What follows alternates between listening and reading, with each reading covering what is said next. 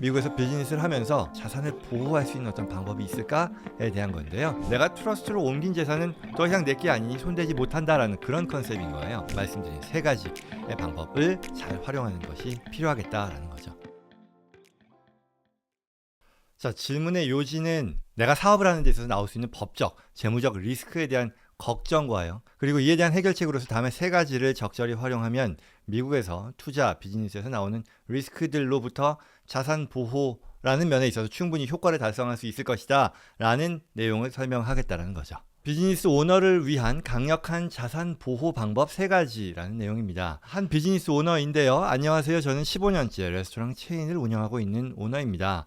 레스토랑 비즈니스는 현금 흐름이 크고 고객, 직원, 그리고 비즈니스 파트너와 얽힌 계약이 많아서 소송 리스크가 늘 따라다닙니다. 얼마 전에 제가 아는 어떤 비즈니스 오너가요, 소송에 휘말려서 자신이 평생 모은 재산을 잃었다는 얘기를 들었습니다. 저에게도 큰 충격이었고요. 저도 본인의 재산을 법적인 어떤 재정적인 리스크로부터 보호해야 된다는 생각을 했다. 본인이 가진 집, 은퇴 자금, 투자 자산 등이 보호받지 못한다면 앞으로 삶에 큰 불안이 생길 것 같아요. 그래서 전문가로부터 조언을 구하고자 이렇게 문의드립니다. 라는 얘기죠. 충분히 나오는 그런 질문이겠죠. 미국에서 비즈니스를 하면서 말하자면 에셋 프로텍션이잖아요. 자산을 보호할 수 있는 어떤 방법이 있을까에 대한 건데요. 그래서 요지는 내가 사업을 하는 데 있어서 나올 수 있는 법적인 또는 재무적인 리스크에 대한 걱정이 있다는 것이고, 그랬을 때 제가 이제 드릴 얘기는 다음에 세 가지를 적절히 활용하면 미국에서 투자, 비즈니스로부터 나오는 리스크에서 자산 보호를 충분히 효과적으로 달성할 수 있을 것이다 라는 그런 얘기입니다. 그럼 살펴보시죠. 들어가기 전에요, 이 채널은 미국 법, 세법, 그리고 파이낸셜 플래닝에 대한 전문적인 정보를요 쉽게 이해할 수 있도록 제공하고 있습니다. 이 영상뿐만 아니라 앞으로도 더 많은 유익한 컨텐츠 계속 올릴 예정이니까요, 꼭 놓치지 않으시기 바라고요. 그러기 위해서 지금 누르지 않으셨다면 구독과 좋아요 꼭 누르시기를 부탁드립니다. 자, 세 가지 방법인데요. 첫 번째로는요, 우리가 LLC라던가 코퍼레이션과 같은 법인화의 과정을 들 수 있습니다. 별도의 영상으로요, LLC와 코퍼레이션의 비교라던가 이런 영상을 준비했던 적도 있죠. 그런데 법인이라고 하면요, 뭐가 됐건 경제 활동의 주체가 되는 하나의 독립된 법적인 실체를 말하죠. 내가 비즈니스를 하기 위해 개인 사업자가 아니라 법인, separate legal entity를 세워서 그 엔터티를 통해 비즈니스를 한다라는 건데요. 왜 이걸 하냐라는 거죠. 가장 큰 이유는요, 리걸 프로텍션입니다. 즉 비즈니스 소유자인 개인의 자산과 내가 투자해서 법인을 통해 운영하는 데 있어서 이 법인의 자산을 분리해서 보호할 수 있다라는 그런 장점이 있다라는 거죠. 이걸 좀 더 들어가서 얘기를 하자면요, 내가 비즈니스를 하는 데 있어서 유한의 책임만을 진다는 거죠. 리미티드 라이빌리티만 지는 거예요. 결국은 내가 법인을 세워서 법인에 자본금을 넣잖아요. 그리고 그 법인에 들어간 자본금을 가지고 경영활동을 하는 것이니 여기서 나오는 어떤 법적인 재무적인 리스크가 내가 투자한 금액까지에 대해서만 말하자면 영향을 미친다는 것이지 내 개인의 재산까지는 영향을 미치지 않는다. 개인의 재산은 보호받는다라는 그런 얘기겠죠. 이게 어떻게 보면 당연한 건데요. 법인화를 통해 법인 비즈니스라는 이유일 테고요. 그게 첫 번째입니다. 그러나 단점이 있죠. 어떤 단점일까요? 첫 번째는요, 예를 들어 내가 론을 얻는 경우에 가장 대표적일 텐데, 개인 보증, 퍼스널 개런티를 요구하는 경우들이 있잖아요. 내가 대출 계약을 한다거나 아니면 기타 어떤 이 비즈니스 파트너와의 계약을 하는 데 있어서 법인만으로는 부족하니 개인이 보증을 서세요라는 걸 요구하는 경우가 있을 텐데요. 이건 요구하는 것 자체가 불법은 아니잖아요. 내가 이걸 어떻게 대응하느냐에 따라 어쩔 수 없이 법인 비즈니스를 함에도 불구하고 개인까지 리스크가 전이되는 가능성은 있다라는 단점이고요. 두 번째는요, 어떤 법인을 통한 비즈니스의 성격에 따라서 법인만으로 보호가 안 되는 경우가 있겠죠. 의료, 메디컬 프랙티스라든가 저와 같은 로 프랙티스라든가 이런 전문직의 경우가 대표적일 텐데요. 법인이 보호받는 것과는 별도로 개인의 책임, 이렇게 서비스를 제공하는 활동을 하는 그 개인에게까지 책임을 묻게 되는 거죠. 이거는 법인으로 한다 하더라도 이걸 넘어서는 책임을 묻는다라는 뜻이니까요. 한계이겠죠. 그리고 세 번째는요, 어떠한 비즈니스이건 간에 이게 가장 큰 리스크일 텐데 법인격을 부정당하는 그런 상황을 말합니다. 예컨대 이런 거죠. 법인을 세우긴 했는데 이 법인을 정말로 별도의 리걸 엔터티로서 운영하지 않고 개인이 소유한 이런 일반 자산인 것처럼 사용할 경우, 예컨대 법인인데 이사회도 제때 열지 않고요, 또 법인 계좌를 내 개인 계좌와 혼용해서 쓴다거나 이런 경우에는 법인격을 인정받지 못하게 된다, 부정받게 된다. 이걸 영어로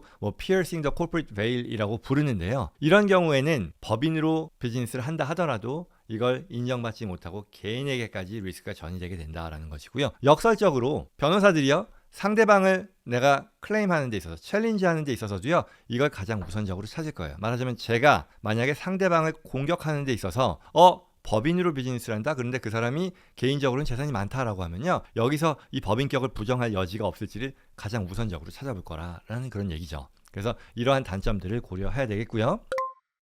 두 번째로 우리가 생각할 수 있는 자산 보호 방법은요, 바로 Asset Protection Trust, 자산 보호 트러스트입니다. 자, 트러스트가 뭐라 그랬죠? 트러스트는요, 사적인 계약이라 그랬잖아요. 설립자, 그랜토라고 하는데요, 본인의 자산을 트러스트를 설립해서 거기에 넣고요, 트러스티라고 하는 관리자가 해당 트러스트에 들어간 자산을 관리하고 최종적으로는 이 베네피셔리, 수혜자에게 이 트러스트의 자산으로부터 나오는 이익 또는 원금을 보내주는 그런 하나의 어떤 사적인 계약 구조를 지칭한다라고 했어요. 그러면 이게 어떤 면에서 자산 보호에 효과가 있느냐라고 하면요, 이거는 이 트러스트 중에서 취소 불능 트러스트를 말합니다. irrevocable 트러스트를 얘기하는 건데요, 이 컨셉은 내 재산을요, 그랜토로서 트러스트에 옮긴다라고 하면 더 이상 이 재산은 취소 불능 트러스트이니까요, 내가 소유한 게 아니라는 거죠. 결국은 내가 트러스트에 넣은 자산에 대해서는 더 이상 내가 어떠한 컨트롤도 갖고 있지 않기 때문에 나의 채권자가 나에 대해서, 나의 개인 재산에 대해서 문제 제기를 하고 추심을 하려 한다 하더라도 내가 트러스트로 옮긴 재산은 더 이상 내게 아니니 손대지 못한다라는 그런 컨셉인 거예요. 제가 간단하게 말씀을 드린 것이고, 우리가 에셋 프로텍션 목적으로 만드는 에셋 프로텍션 트러스트라고 하면 여기에 이러한 나의 의도가 충실히 반영되기 위해 여러 가지 복잡한 조항들을 뚝뚝뚝뚝뚝 넣고, 또 운영에 있어서도 굉장히 에셋 프로텍션을 존중받기 위한 여러 장치들을 넣고요, 그에 맞게 운영을 해야 됩니다. 그러나 큰 그림에 있어서는 이렇다는 거죠. 내가 취소 불능 트러스트를 만들어서 자산을 옮김으로써 이건 더 이상 내게 아닙니다 라고 얘기할 수 있다는 그런 얘기죠. 그럼으로써 트러스트에 넣은 자산은 내가 다른 어떤 사업을 하는 데 있어서 발생하는 리스크로부터 보호받게 된다는 그런 얘기죠. 자, 그러면 이게 법인하고는 어떤 차이가 있을까요? 첫 번째, 법인은요, 내가 내 재산이 있다고 쳐요. 이 내 재산에 대해서 비즈니스를 하는 데 있어서 법인을 통해 내 재산을 법인에 넣음으로써 그렇게 법인에 들어간 재산까지만 법적인 리스크를 부담하고 기타 개인 재산은 이러한 비즈니스 활동에서 보호받게 해준다는 그런 컨셉이죠. 그에 반해 트러스트는요, 내가 어떤 트러스트에 넣은 자산에 대해서만 리스크를 진다가 아니라 내가 트러스트에 넣은 자산에 대해서는 내가 기타 비즈니스 활동으로부터 해당 트러스트에 넣은 재산들을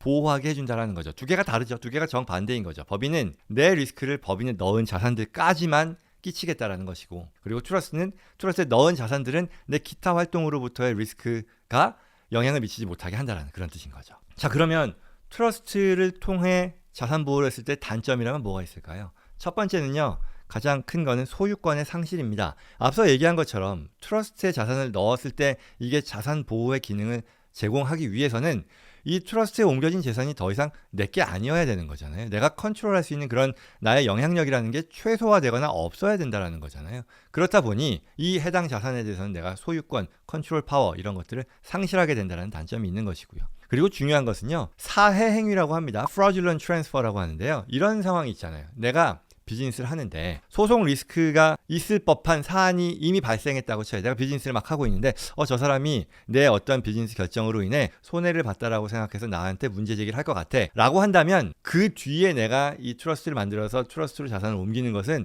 도움이 안 된다는 거죠. 그래서 소송 위험이 예상된 뒤에 트러스트를 설정하는 것은 안 되고, 사실 이 fraudulent transfer라고 하는 것이 결국은 내가 여전히 내 소유에 있음에도 불구하고 이러한 소송의 리스크로부터 나를 이 해당 자산을 피하기 위해 가짜로 이제 트랜스퍼를 한다는 그런 상황을 말하는 거죠. 그래서 이러한 챌린지로부터 자유롭지 못하다라는 그런 단점이 있겠죠. 물론 다른 영상이 있어요. 썸네일 지금 나가고 있는데요. 이 영상에 여전히 이러한 상황에서도요, fraudulent transfer로부터 보호받을 수 있는 그런 옵션들, 또 그렇게 할 수 있는 방안에 대한 설명이 있으니까요. 그 내용 관심 갖는 분들은 별도 영상으로 참고하시면 좋겠고요.